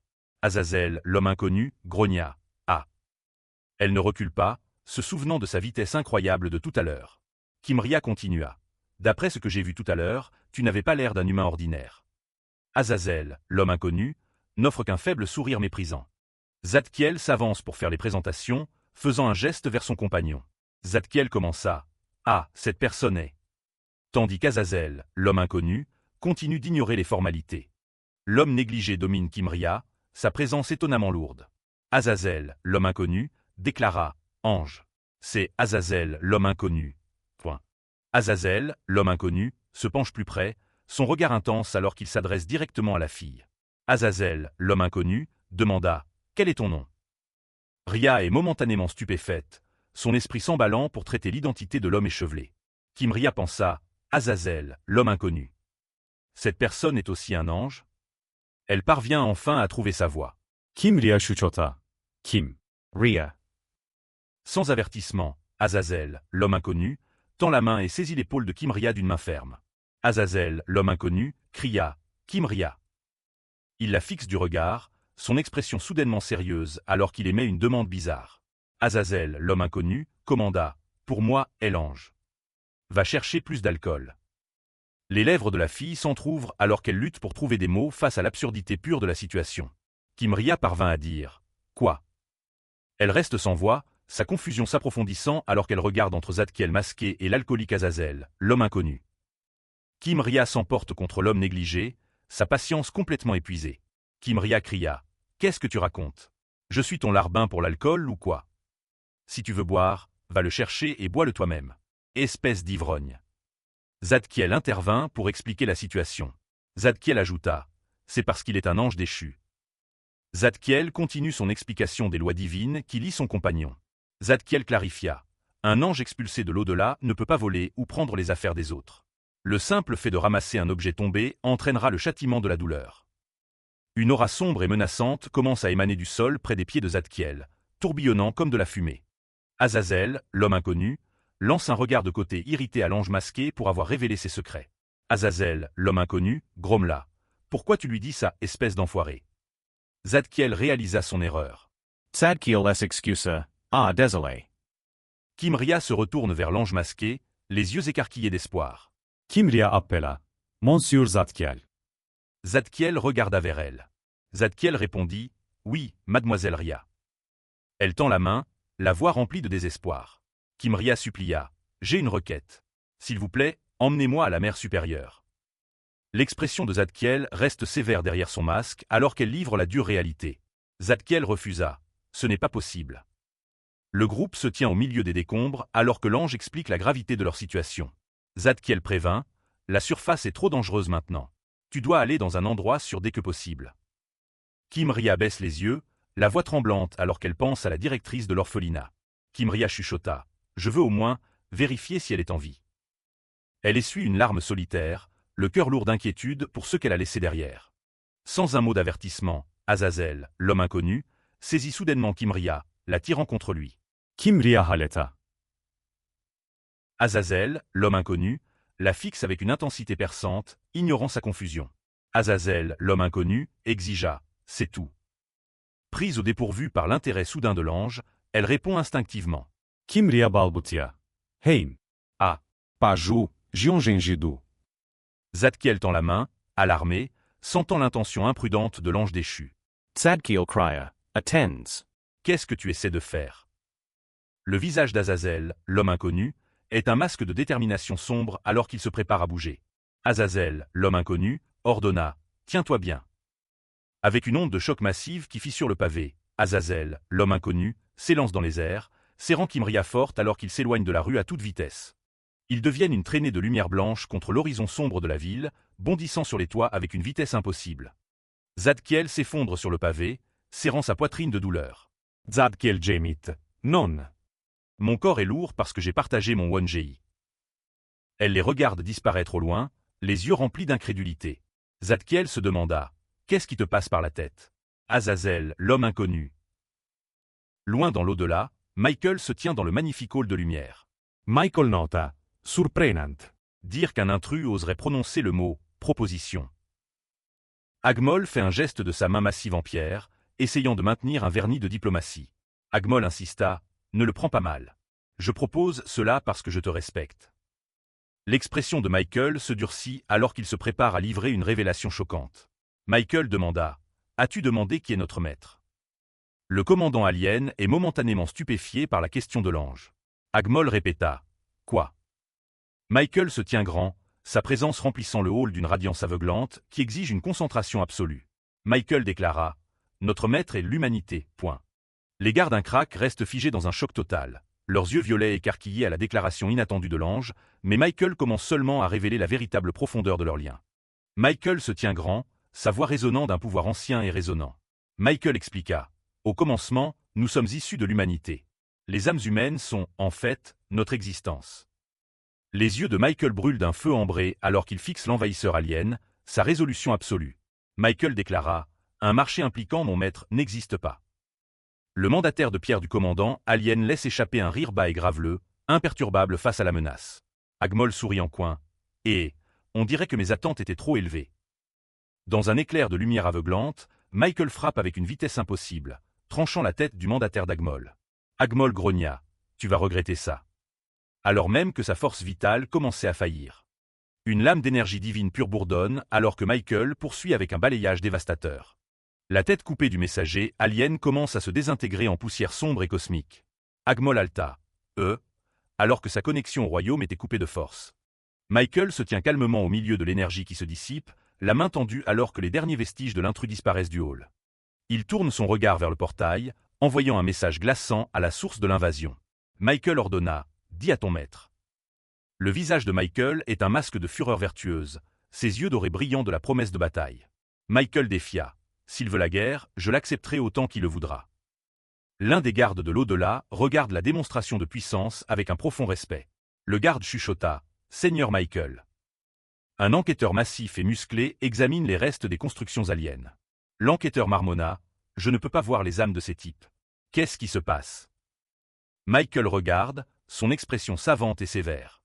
Michael clarifia « Parce que ce ne sont que des messagers fantoches. » L'architecture grandiose et ancienne du temple de l'au-delà est baignée d'une lumière douce et éthérée, témoignant de son rôle de sanctuaire. Loin de là, à l'intérieur du cœur sombre du vaisseau mère Incrac, le vrai Agmol s'éveille dans une cuve de nutriments, ses yeux brillants de rouge de fureur. Agmol Esatrangla, Ku-hyuk. Les techniciens aliens se précipitent aux côtés du commandant alors qu'il cherche son souffle, son vrai corps frêle mais rempli de malice. Un technicien demanda. Ça va? Seigneur Agmol. Une sonde mécanique siffla en s'amarrant dans la capsule de nutriments d'Agmol, lui fournissant l'énergie nécessaire pour soutenir sa rage. La voix du commandant est un grognement rauque, vibrant à travers tout le réseau du vaisseau. Agmol Sifla, Interessant. Cherchez la bagarre contre la race Incrac. Il serre sa main grise, prêt à déchaîner un génocide à travers les dimensions. Agmol commanda « Connectez-vous à tous les vaisseaux ». Une projection holographique massive de la Terre s'anime devant lui, brillant de données tactiques. Des cibles de moissons stratégiques s'embrasent à travers les continents bleus luisants sur l'écran. Agmol annonça « Je commande à tous les vaisseaux Incrac. Déplacez-vous vers les coordonnées dimensionnelles transmises maintenant. » Le visage menaçant d'Agmol apparaît au-dessus de la planète, ses yeux froids et impitoyables alors qu'il scelle le sort de millions de personnes. Agmol jura « Collectez toutes les âmes dans le royaume dimensionnel. Effacez cette planète. »